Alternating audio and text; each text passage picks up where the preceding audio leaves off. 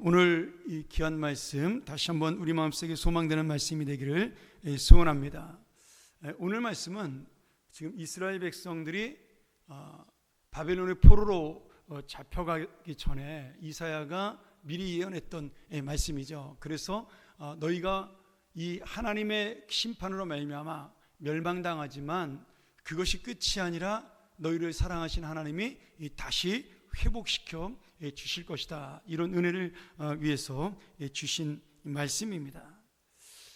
이스라엘 백성들은 아마 이해하지 못했던 것 같아요. 우리가 아무리 잘못했어도, 우리가 아무리 죄를 지었어도 하나님께서 왜 이런 방법으로 예루살렘 성전을 무너뜨리고 하나님의 거룩한 성인 예루살렘을 불태웠는가?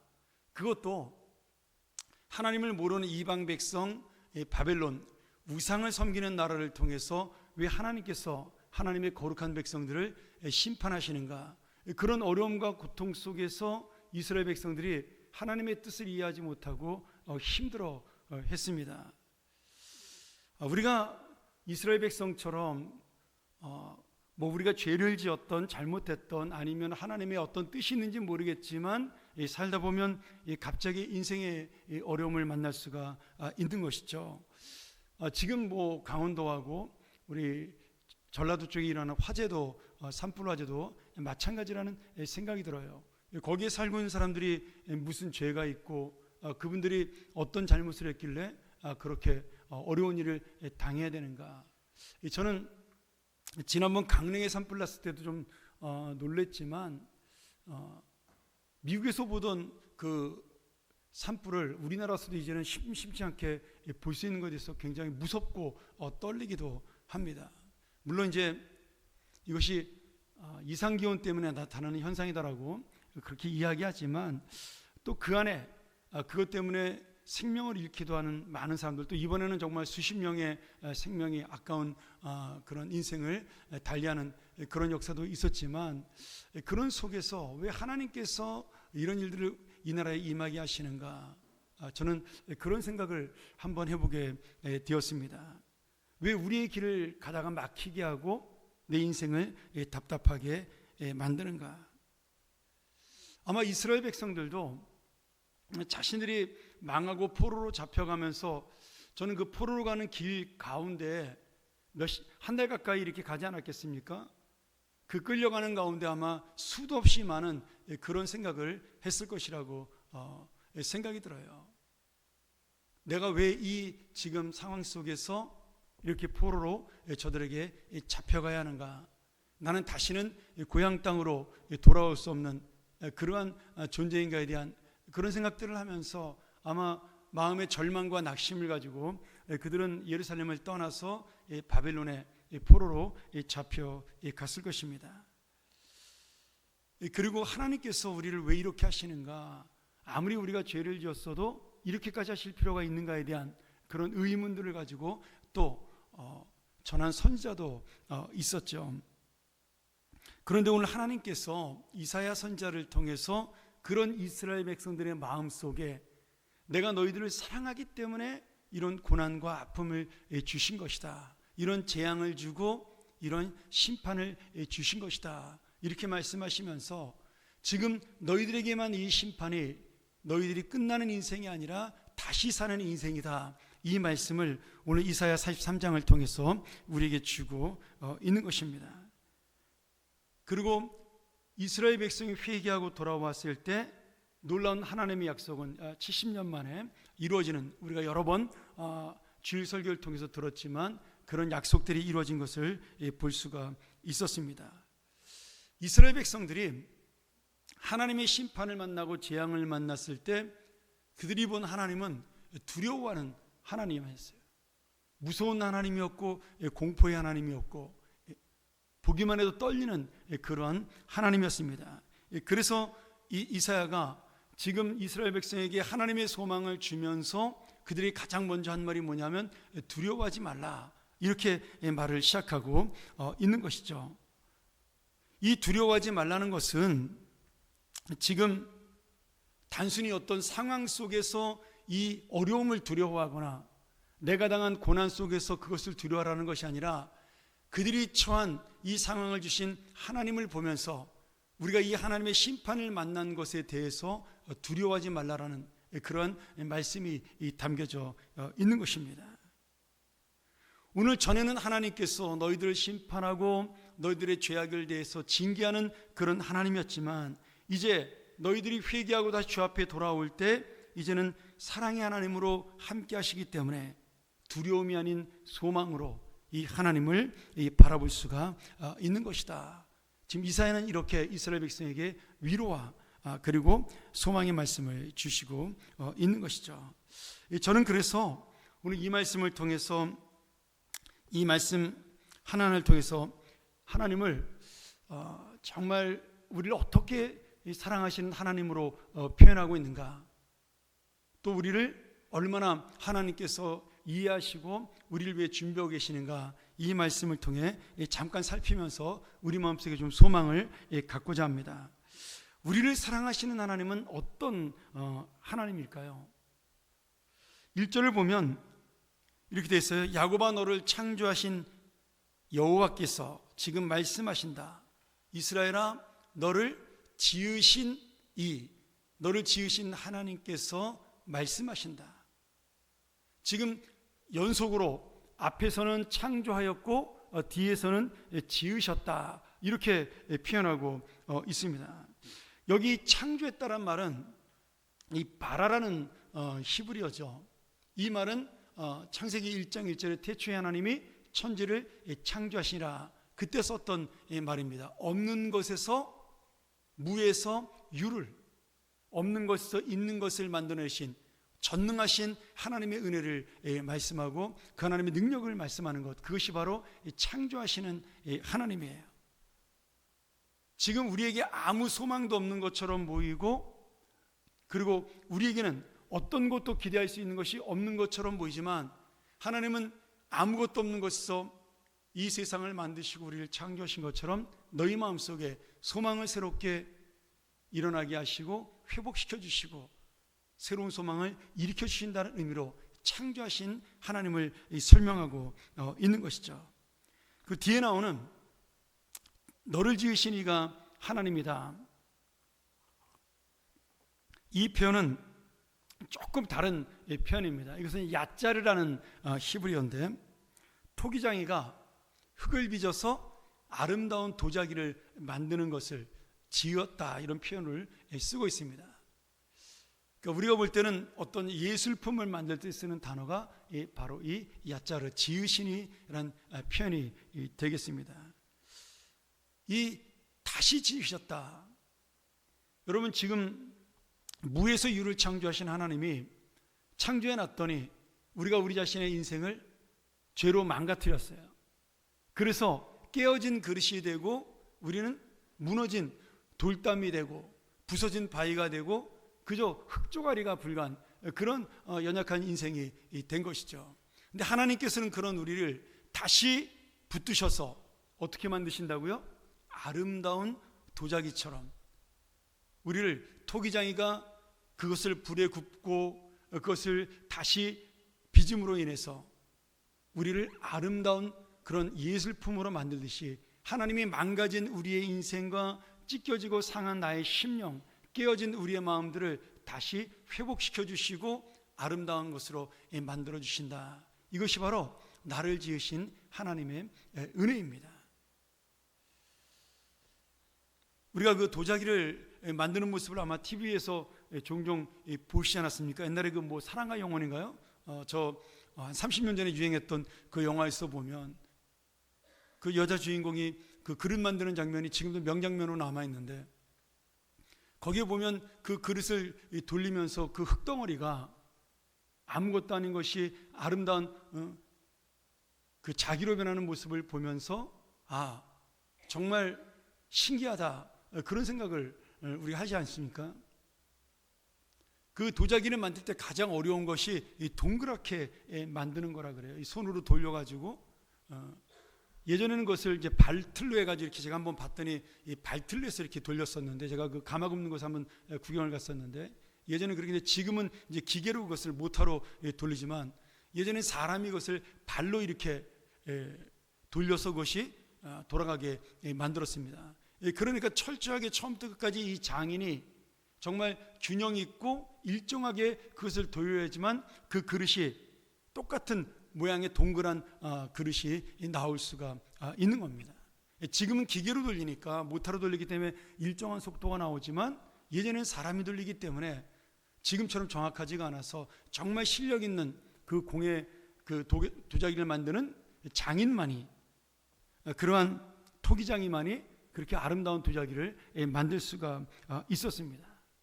지금 하나님께서 우리가 그렇게 아무것도 아닌 인생이고 깨어진 인생인데 우리를 다시 빚으셔서 정말 균형 잡히고 아름다운 하나님의 작품으로 만들어 주신다라는 것이죠. 그래서 너의 망가지고 깨어진 인생, 다 사라지고 아무것도 인생에 두려워하지 말고 무서워하지 말고 지금 하나님을 바라보라고 말씀하고 있는 것입니다.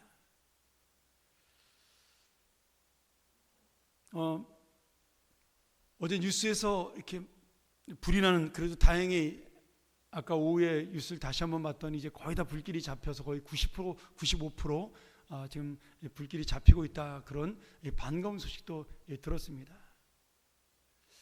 아마도 이런 화재를 만나신 분들은 기가 막힐 거예요. 평생을 살면서 한 번도 산불이 나서 우리 동네까지 들어와 우리 집이 다 탔다라는 것을 상상조차 해본 적이 없는데, 이런 일을 만났을 때 정말 기가 막히고 암담한 것이죠. 근데 여러분, 언제든지 우리에게는 그런 일이 닥칠 수 있다라는 거예요. 내가 지금 만나지 않았기 때문에 상상하지 못하는 것이고, 지금 내가 그냥 평안한 것처럼 보이기 때문에 아무렇지도 않은, 나와는 상관없는 일처럼 보이지만 어느 순간에 그 두렵고 떨리는 일이 나의 상황이 되고 나의 아픔이 될 때 그것은 나도 감당할 수 없는 고통이 되는 것이죠. 제가 요새 욥기를 계속해서 여러분에게 새벽 묵상 메시지로 말씀을 전하고 있습니다. 제가 우리 교회 부임해 가지고 첫 해 둘째인가요? 그때 욥기를 가지고 제가 한 20주 동안 강의를 한 적이 있습니다. 오후 예배 때. 근데 그때도 이 말씀을 전하면서 새벽 묵상처럼 이렇게 깊이 있게 전하지는 못했어요. 말씀 자체가 너무 어렵기도 했었고, 그래서 여러분에게 해석하는 것 위주로 말씀을 전했는데, 제가 요새 다시 이렇게 욥기서를 보면서 하나님께서 무엇을 말씀하시는가에 대한 이야기를 거기서 분명하게 다시 한번 볼 수가 있었습니다. 왜냐하면 거기에 욥의 그 세 친구들, 뭐 엘리바스와 소발과 빌닷, 그리고 나중에 나오는 지혜로운 사람 엘리후, 그 사람들은 하나님에 대한 지식이 충만했던 사람들이에요. 그 내용을 읽어보면 너무나 하나님에 대한 설명들, 전능하신 하나님, 그리고 인생을 다스리는 하나님에 대한 설명을 너무나 잘하고 있어요. 그런데 그들의 많은 지식과 그들의 그 뛰어난 지혜가 지금 고난당하는 욥에게, 재산과 자식을 잃고 자신의 육신까지 병이 든 욥에게 전혀 위로가 되지 않았습니다. 제가 그 말씀을 보면서 많은 생각을 했습니다. 아무리 설교를 잘하고 아무리 말씀을 잘 전해도 그 말씀이 마음에 와 닿지 않고 아픈 사람들의 마음을 이해할 수 없고 위로하지 못한다면 참 나도, 전하는 저도 안타깝지만 듣는 여러분도 답답하겠다, 그런 생각을 하면서 제가 욥기서를 읽으면서 말씀을 준비했었습니다. 오늘 여러분, 왜 그들이 지식을 가지고 있으면서도 욥의 마음을 감동시키지 못했을까요? 결국 그 안에 뭐가 없었어요? 하나님의 마음이 없었기 때문입니다. 하나님에 대한 지식은 있었는데 하나님의 그 마음, 지금 욥을 향해서 그 고난을 주시고 아픔을 주신 하나님의 그 사랑, 욥을 보면서 안타까워하시지만 지금 그 욥이 고난을 견뎌내기를 기다리시는 하나님의 마음, 그 마음이 없이 하나님을 전했기 때문에 그 말씀은 아무런 은혜가 되지 못한 것이죠. 욥도 마찬가지예요.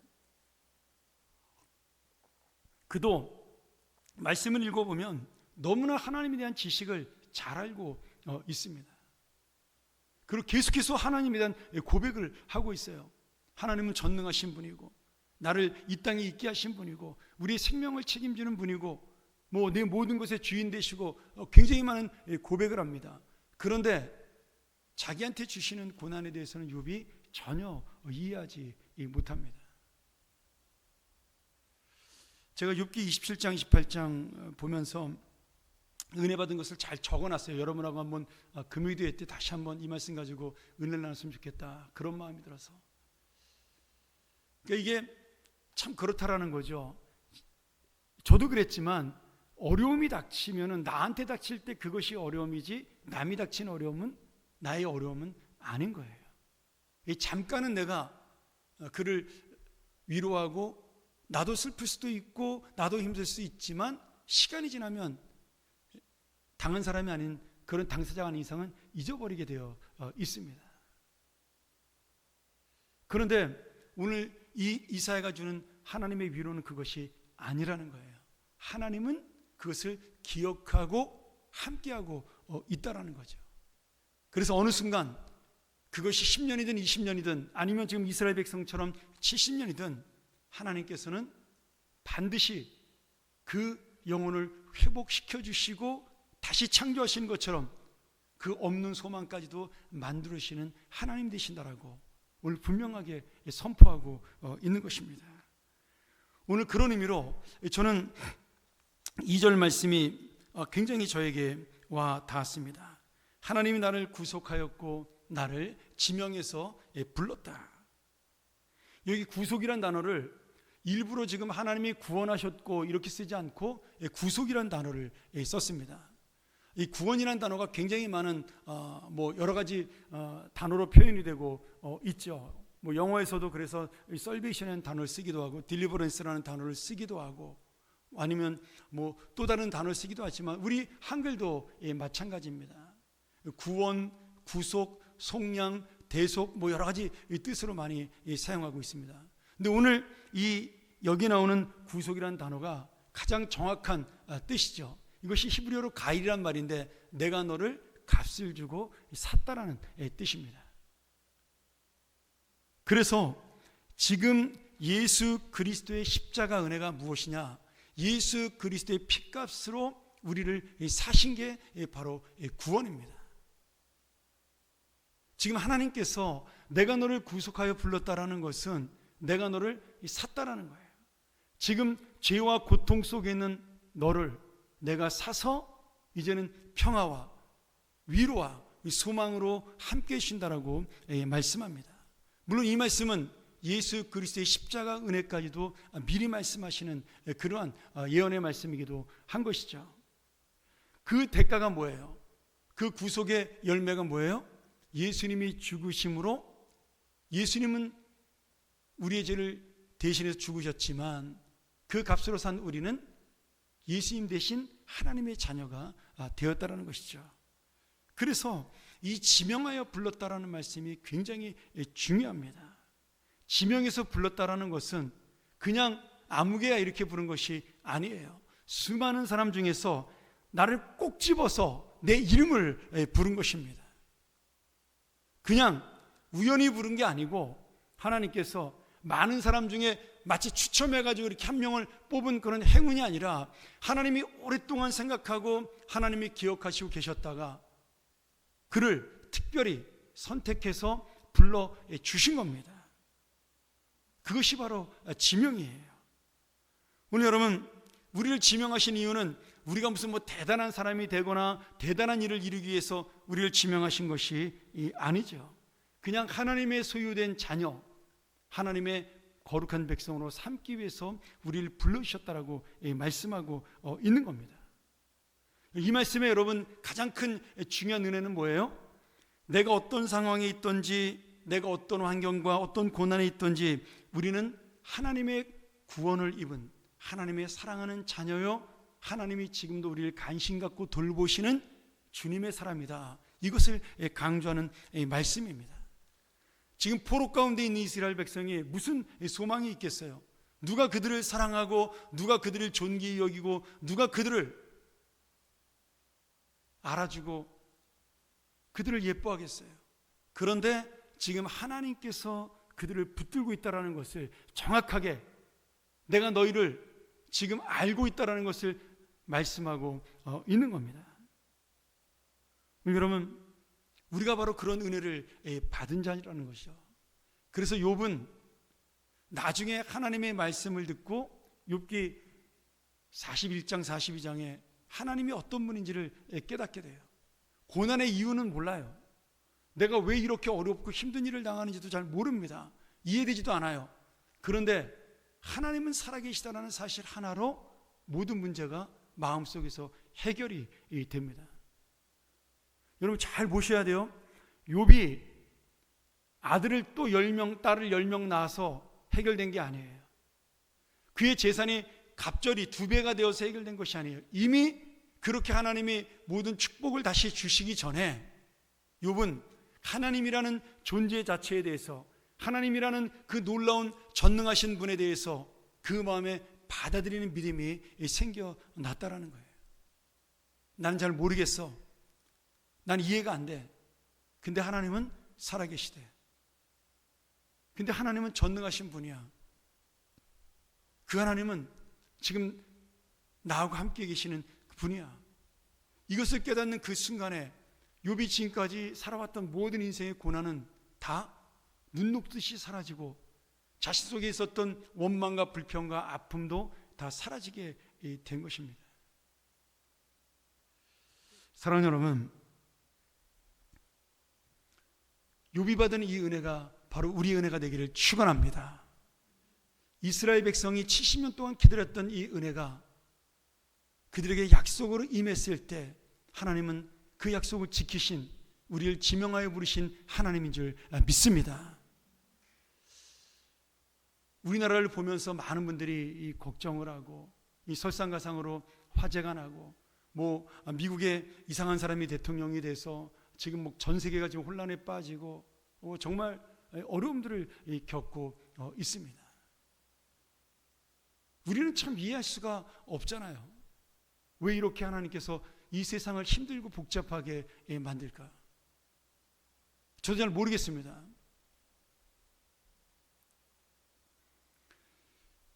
오늘 우리 아이들하고 잠깐 점심에 그 화상으로 통화를 했는데 지금 미국은 난리라 그러더라고요. 마치 우리나라 계엄령처럼 지나가는 사람 붙잡고 신분증을 보여달라 그런대요. 그래서 영주권을 가진 사람들은 꼭 영주권을 갖고 다니라고 그렇게 지금 내려왔다고 그럽니다. 우리나라에 80년대에 일어났던 일이 지금 미국에서 일어나고 있다라는 거죠. 그리고 심지어는 아무 잘못이 없어도 의심스러운 사람들은 전부 지금 구속할 수 있는, 판사가 안 된다고 이야기해도 지금 말도 듣지 않는 그런 일들이 미국에서 지금 벌어지고 있는 겁니다.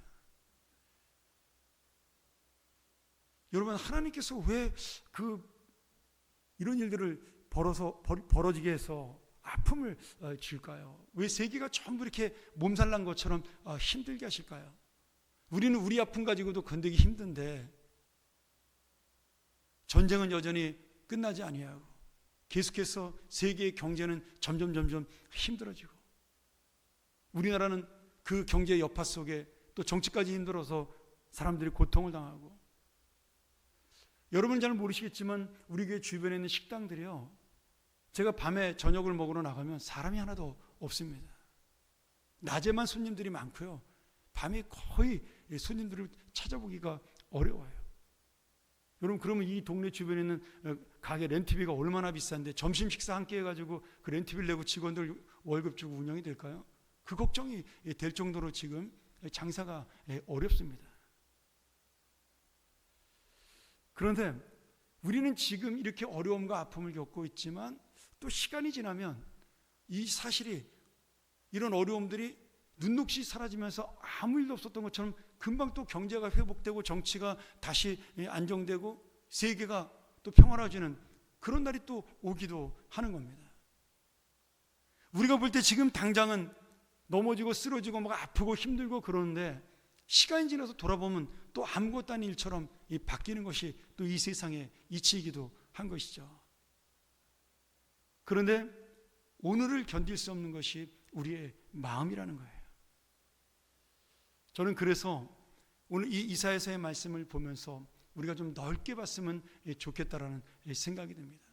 그리고 하나님의 마음을 좀 깊게 봤으면 좋겠다, 그런 생각이 들어요. 오늘 당장은 내가 힘들고 어려운데, 오늘 당장은 이해하지 못하겠는데, 도저히 답답한데 그래도 하나님은 살아 계시다라는 것이죠. 그것이 바로 우리의 믿음이 되기를 간절히 축원합니다. 마지막으로 한 가지만 더 말씀드리고 마치죠.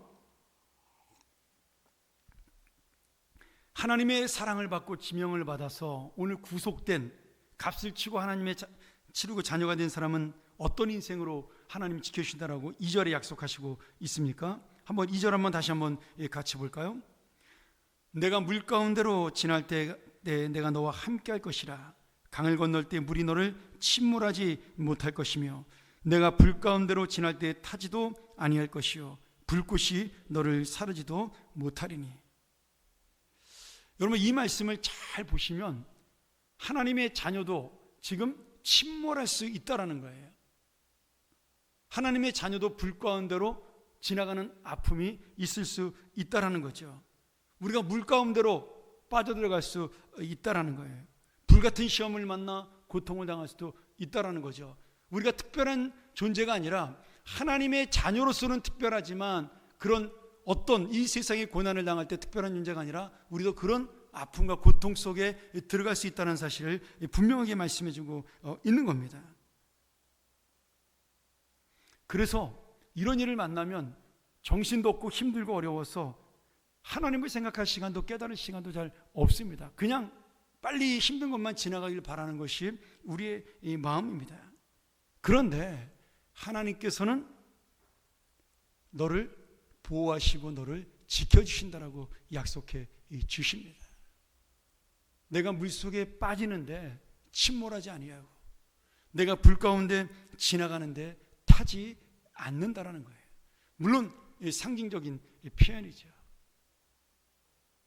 우리가 이길 수 없는 물 같은 그런 재난, 불 같은 환난, 그 속에도 하나님이 지켜주시고 지금도 함께 있다라는 것을 오늘 우리에게 분명히 약속해 주는 이 말씀입니다.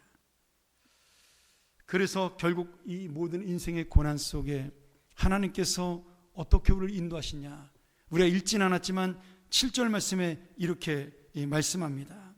나의 이름을 부르는 나의 백성, 나에게 영광을 돌리라고 창조한 사람들, 내가 빚어 만든 사람들을 모두 오게 하여라. 하나님이 창조하였고 지었던, 무에서 유로 소망을 주셨던 그 사람들, 그래서 하나님이 살아계심을 깨닫고 그것을 느꼈던 사람들, 내가 빚어서 상처받고 찢어진 영혼들이 다시 회복된 그 사람들, 그 사람들이 다시 모이는 날을 내가 만들겠다라고 오늘 우리에게 약속해주고 있는 것입니다. 사랑하는 여러분, 오늘 이 약속이 우리에게 주어진 하나님의 약속입니다. 800년 전 이사야에게 준 약속이고 또 이스라엘 백성에게 주어진 약속으로 끝나는 것이 아니라 2800년 전에 주어진 약속의 말씀이 오늘 우리에게 동일하게 임하시는 주님의 약속이요 주님의 소망이라는 의미예요.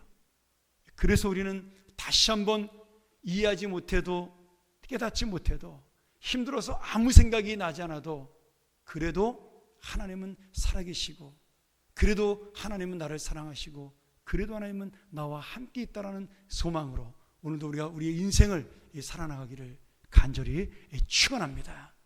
그것이 여러분의 소망이 되고 여러분의 힘이 되고 다시 일어날 수 있는 그런 능력이 되어 오늘 이 저녁에 우리의 기도의 제목이 되기를 간절히 소원합니다. 우리가